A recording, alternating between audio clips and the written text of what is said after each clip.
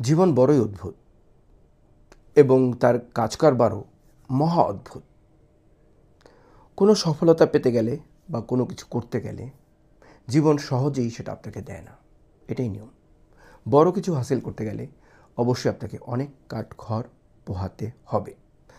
For that reason আপনাকে মনে রাখতে হবে যে বহু জায়গাতে যেতে হবে, বহু কার্য সিদ্ধি করতে হবে, বহু তথ্য নিতে হবে, বহু মানুষের সাথে পরিচিত হতে হবে এবং অল কাইন্ড অফ এক্সপিরিয়েন্স নিতে হবে।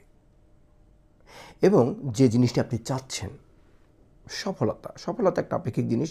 সফলতা না বলি, ধরুন আপনি বিদেশ যেতে চাচ্ছেন, একটি পার্টিকুলার বিষয়ে আমরা আলোচনা করি, সেই বিষয়টা হচ্ছে বিদেশ যাত্রা। তো সেক্ষেত্রে সকল পক্ষের সাথে আপনার কথা বলতে হবে, সকল ইনফরমেশন আপনাকে নিতে হবে, বিভিন্ন জায়গায় নিতে হবে। এবং আমি যেটা বলি সেটা হচ্ছে যেখানে যাওয়ার সেখানেও যেতে হবে ইনফরমেশন নিতে হলে, যেখানে না যাওয়ার আপনি বুঝছেন যে হয়তো সেখানে খুব একটা ভালো পাবেন না, তারপর আপনি গিয়ে বা সেখান থেকে একটু বোঝার চেষ্টা করুন।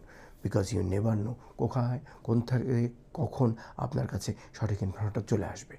সেই ইনফরমেশনটা আপনার জন্য অত্যন্ত জরুরি। একটা ফিল্ম আমরা দেখেছিলাম, আপনি হয়তো দেখেছেন আশা করি, গোবিন্দার ফিল্মগুলি ফানি হয় কিন্তু একই সাথে কিন্তু সেখানে শিক্ষামূলক অনেক জিনিস থাকে। সেখানে হৎকর্দি আপনি একটা ফিল্মের মধ্যে এসে বলেছে, मैं तेरे को ढूंढा कहाँ नहीं, यहाँ वहाँ वहाँ वहाँ, तू मुझे मिले यहाँ টয়লেট কি পাস, রাইট? সো মানে যেখানে মেলার না সেখানে কিন্তু মিলে গেছে জিনিসটি। নায়িকা রানী মুখার্জিকে পেয়ে গেছে। আমিও আমার একটি বিষয় আপনাদের সাথে শেয়ার করতে চাচ্ছি। একটা সময় আমি যখন কিছু ইউনিভার্সিটির অ্যাড্রেস তালাশ করছিলাম, অনেক আগে, যখন গুগল খুব একটা সেভাবে অনেক তথ্যই পাওয়া যেত না, তো আমি বিভিন্ন জায়গায় গিয়েছি। আমি ব্রিটিশ কাউন্সিলে গিয়েছি, আমি ইউনাইটেড স্টেটস ইনফরমেশন সার্ভিসে গিয়েছি, আমি ওআইএমসিয়ে গিয়েছি, আমি বিভিন্ন দূতাবাসে যেয়ে চেষ্টা করেছি। আপনারা জানেন সেখানে খুব সহজলভ্যভাবে আপনাকে অনেক এম্বাসি সহায়তা করে না।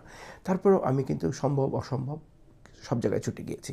আমি এমন অনেক কন্ট্যাক্টের কাছে ছুটে গেছি যেখানে ধরুন যে কেউ একজন বলেছে উনি ঘুরে এসছেন, উনি জানেন, উনি হয়তো তথ্য দিতে পারবেন, আমি তার কাছে চলে গেছি। সো এই যে একটি ক্ষুধা আমার ছিল।